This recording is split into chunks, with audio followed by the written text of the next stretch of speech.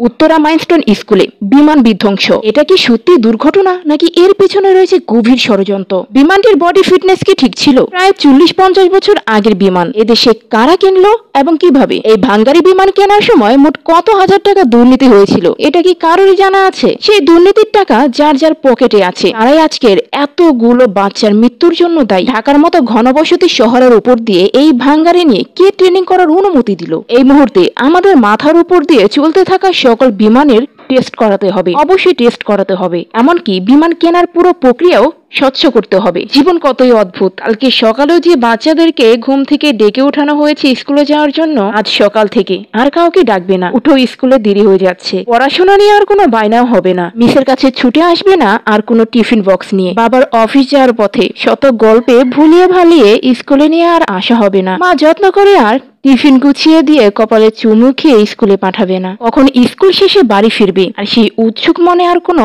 অপেক্ষাই থাকবে না। স্কুল থেকে ফিরে কেউ আর খেলতে যাওয়ার বায়না ধরবে না। সকল আদরের কাজ আজ অবসান ঘটেছে। বিগত 16 বছর এত উন্নয়ন করলেও একটা ভালো ফাইটার জেট কেনার প্রয়োজনই মনে করে নাই তিনি। শুধু সিতুয়ার টানেলের মধ্যেই উন্নয়ন সীমাবদ্ধতা ছিল। এই ভাঙ্গারি বিমানের দুর্ঘটনা আজকে প্রথম নয়, আগেও হয়েছে।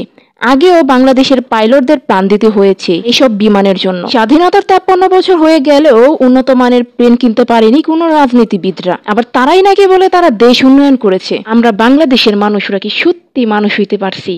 সত্যিই কি মানুষ হইতে পারছি? আমার তো মনে হয় না কেউই মানুষ হইতে পারছে। আমিও মানুষ হইতে পারি নাই, আপনারাও মানুষ হইতে পারেন নাই। শরীর পুড়ে পুড়ে সাদা হয়ে গেছে, বাচ্চাগুলো রাস্তা দিয়ে হাঁটতেছে, কিন্তু একটা রিক্সাওয়ালাও সে বাচ্চাদেরকে রিক্সায় তুলে কোনো মেডিকেলে নিয়ে যাইতেছে না। আর নিয়ে গেল 30-40 টাকার ভাড়ায় চাইতেছে 100 টাকা, আর সিএনজি গুলো ভাড়া চাইতেছে 1000 টাকা। তারা কি কোনোদিন মরবে না? তাদের কি কোনোদিন মৃত্যু হবে না? সেদিন তারা কি জবাব দেবে? আর সাংবাদিকদের কাণ্ড, ওরা তো জীবনে ভালো মানুষের বাচ্চা ভালো মানুষ হইতেই পারবে না। যেখানে স্টুডেন্টরা বলতেছে 30 থেকে 40টা বাচ্চা মারা গেছে, সেখানে সাংবাদিকের বাচ্চারা বলতেছে 18 থেকে 19 জন মারা গেছে। আর এখন যে পোস্ট দেখতে পাইতেছেন, এই ভাইটি সেই কলেজেরই বা সেই স্কুলে হয়তো স্টুডেন্ট, তিনি বাচ্চাদেরকে বাঁচানোর জন্য লড়াই করতেছিল। সাংবাদিকরা নাকি বলতেছিল 19 থেকে 20 জন মারা গিয়েছে। তখন ভাইটি ওই সাংবাদিককে বলতেছিল, আপনারা কিভাবে বলতেছেন যে 19 থেকে 20 জন মারা গেছে, যেখানে আমি একাই 15 থেকে 20টা লাশ বের করছি। এই কথা বলার পরে নাকি ছেলেটাকে অনেক মারছে। ছেলেটাকে বাঁচানোর জন্য স্যার ম্যাডামরা গেছে, তাদেরকেও মারছে। আর তারা কিন্তু প্রভাবশালী